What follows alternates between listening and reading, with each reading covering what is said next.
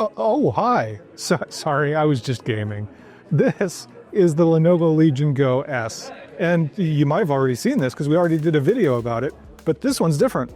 See, this is Lenovo's handheld gaming system. It's the more portable version of the Legion Go, so it doesn't have the detachable controllers. It's all a single unit. It's got a redone backside so you can get in and repair and replace and swap out drives and things. But the main thing here is that this version of the Go S has SteamOS on it. This is actually the first non-Valve gaming handheld with SteamOS. If you've loved the Valve Steam Deck, but maybe didn't want to go with Valve's hardware, or maybe you're a Lenovo Legion diehard, or maybe you just want to try something different, this is a great option. This is just like the Lenovo Legion Go S that we already saw, which is running on Windows. Same hardware. It's got an AMD Ryzen Z1 Extreme processor inside, up to 32 gigs of RAM, up to a terabyte of storage, 8-inch 10-point touch screen that looks beautiful.